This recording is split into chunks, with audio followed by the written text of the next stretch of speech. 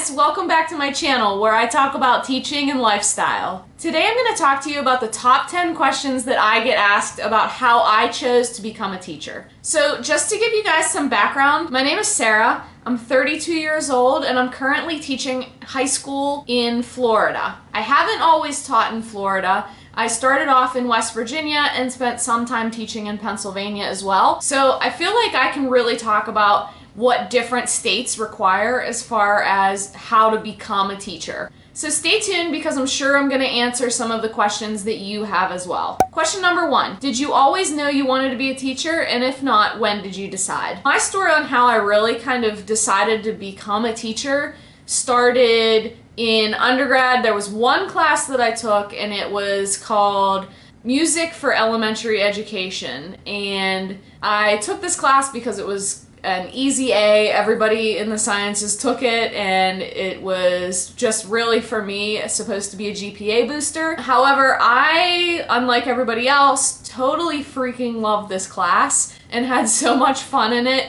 And I love the creative outlet that it gave me versus all of the hard analytical science that I was doing all the time. So I really, really enjoyed that class. And at that time, I never thought, oh, maybe education. It never even crossed my mind. I was just like, hey, I really like that class. I mean, until this point, I had never, ever thought about being a teacher. And so this was sort of like the presumption that I was working under for most of my life. I swore up and down I just wouldn't become a teacher. So I decided to become a teacher. It was in the summer after I graduated and I had been working as a cashier and applying to jobs in the biology field, and I was just like not liking anything that I was seeing online that was advertised as opening, and they were all entry level and they were like cold calls and working in a research basement, or everything else that I found was just for internships. So I was really, really struggling at this point. I was still looking into some PA schools and thought that still maybe that would end up being my route that I took, but I wasn't like excited about it. And so when I was talking to my parents, they were sort of like, well, don't do something if you're not excited about it. And so one day I just sort of like woke up and I was like, I need to make a change and I need to find a program that's gonna let me in. And this is kind of how I've operated my whole life, is sort of like when I'm supposed to do something, I will get a sign. That just one day I woke up and I was like, you know what, I'm gonna apply to some teaching programs, and if I get in, then that's what I'm gonna go do, and we'll see what happens. So I started looking around, and most of the applications, this was like July in the summer, and so like school was starting in August and there was pretty much like no hope for me. But I found WVU, West Virginia University, and I applied and they said yes, and within a month I started into their master's program and ended up, so that's the course I took toward teaching, was getting my master's in secondary education science. Question number 2, what was my major in college? And so I already kind of talked about this. In undergrad, I majored in biology. I took courses both in like anatomy and human biology, and then also in environmental and ecology, because I, let's be honest, had no clue what I was going to do with any of this. I just thought, oh, I'll get a degree and then I'll get paid. And then, like I said, for graduate work, I went to West Virginia University and got a master's in secondary education science. Question number 3, what are your state's requirements, and did you have to do any student teaching? Where I was certified originally in the state of West Virginia, and my master's program did require that I did both observation hours for one semester as well as one semester of student teaching, and that student teaching was split between, I believe it was about 4 weeks or 5 weeks in middle school and about the same time 4 or 5 weeks in high school. As far as Pennsylvania goes, I know that my certificate transferred very seamlessly from West Virginia to Pennsylvania. In fact, I started teaching, my very first position was a long-term sub position, and I actually didn't have a Pennsylvania certificate yet. I applied for that as I taught, and there was no issue. So that was great. I actually lived in West Virginia, worked in Pennsylvania, I drove over the line. It wasn't a big deal. And then I can tell you that in Florida, a bachelor's degree will get you a teaching job. So as long as you have a bachelor's degree, you can start teaching. And then you have to complete an alternative certification process, which I know that my county for sure that I teach in here does do that alternative certificate program as you're teaching. I think it's 3 years that they give you to complete that. And the county actually will like take money out of your paychecks to pay the fees for the classes that they provide. I actually have a friend that I teach with who completed that certificate at the beginning of June this year. So you have to pass the state tests on content knowledge as well as practices of teaching.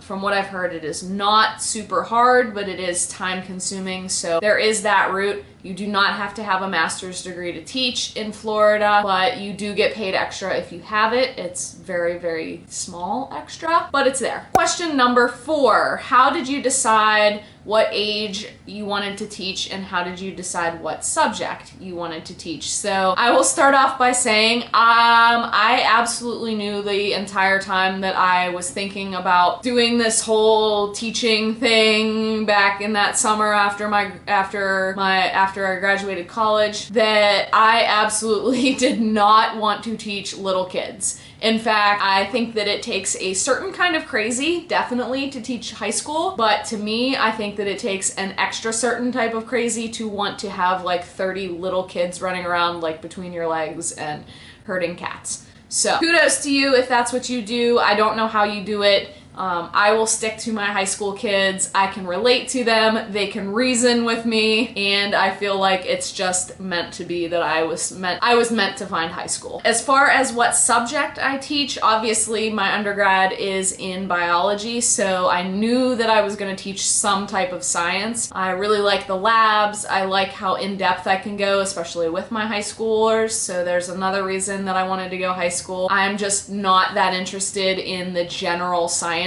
concepts that they have in middle school and below. So, question number 5, did you substitute teach? So my answer there is yes, and I actually spent about 4 years total substitute teaching. My first position right out of college or right after my master's program was a long-term substitute position, and so I taught 7th and 8th grade science as well as 10th grade biology. I had like a whole spectrum of all the different ages there. So that was a long-term position until the end of the year. I assume would have been offered that position, but at the end of the year I left and moved closer to my family in Pittsburgh, where I then substitute taught for about 2 years.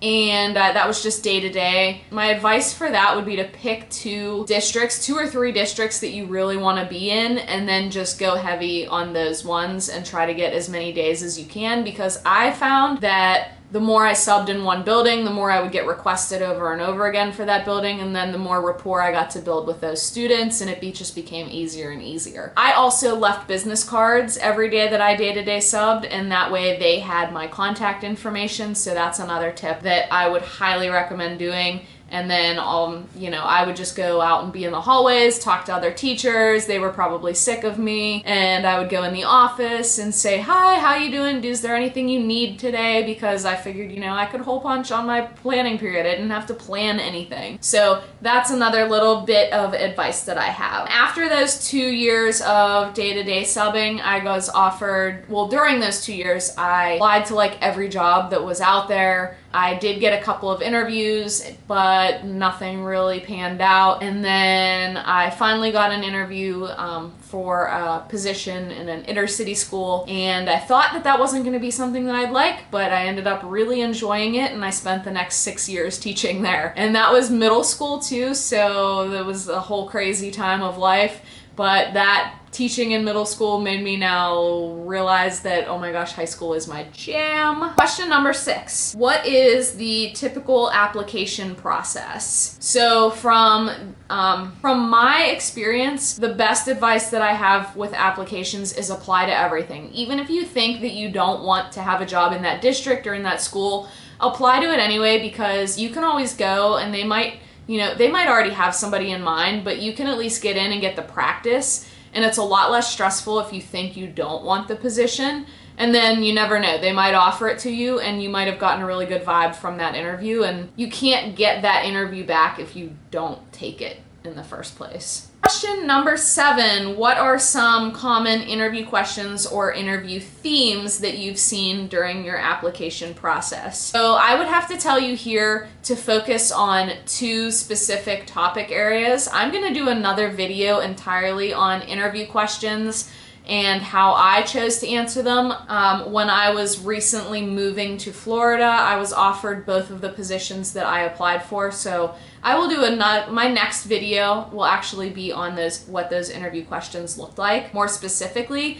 But I would recommend for you to really make sure that you have a clear idea of what your classroom management plan will look like, or your behavior management plan, and also to know something about data tracking, because a lot of the questions that I had were about how will you know if your kids got this concept, how will you know, what will you do if they don't, what will you do if they do. Really make sure that you have some clear ideas on what your classroom management plan will be, and then how you will track the kids' data once you get to that point. Question number 8. We have 2 more left. What prepared you the most for your first day on the job, and what were you not prepared for? For my first actual position where I started on the first day, I feel like I should start there. My biggest bit of advice is don't waste time during your planning week on your classroom setup and your classroom design. The kids won't notice that things are missing because they don't know what you ultimately want your classroom to look like. So you can bring things in bit by bit as you go and get more comfortable in your space. I would say use that planning week time to network with the other teachers in your building, get an idea for what the kids are going to be like, get an idea of what they do. I know that my first week usually is based on getting to know the kids, and I found that once I shifted from thinking of it as my first week and oh my gosh, I have to get in there and do all of this stuff, and just started thinking about, all right, I need to get in and get to know my kids. So all of my activities in that week were designed around getting to know my kids and them getting to know me, my procedures and how I like things to run, and then also what are they interested in, because I want to make their time in this classroom more exciting and more appealing. And so if I can in any way try to relate it to them, it will be the best for both of us. Finally, the last question. What advice do you have for new teachers just starting out? So there are going to be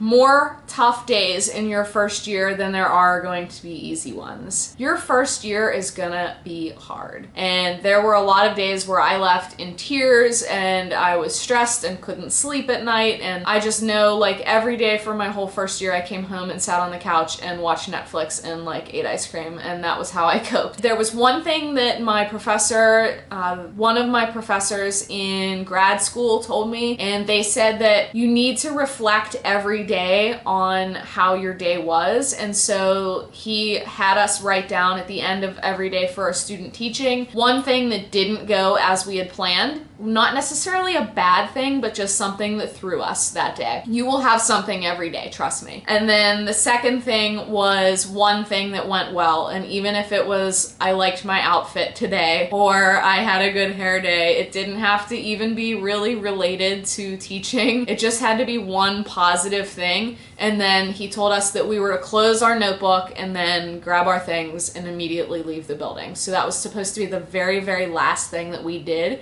before we left each day. And what that did is it made us leave on a positive note. So that way, hopefully on your ride home, you weren't dwelling on every little thing and how you should have done this different and you could have done that different. It just really like changed my mindset. And so still to this day, I do that. I don't write it down anymore. I should. I think maybe I should start doing that, and then maybe I can share it. But I really recommend writing down one thing that went well for you that day. Thank you so much if you made it this far through, and I really hope that I answered some of the questions that you've been wondering about what it's like to become a teacher. I know that I get asked these questions all the time by friends and family and people that I just meet. If you have any other questions, please don't hesitate to leave them in the comments down below. I really hope that you'll click the like button on this video and subscribe so that you can get more teacher content. I post videos every Wednesday and Saturday. Bye guys!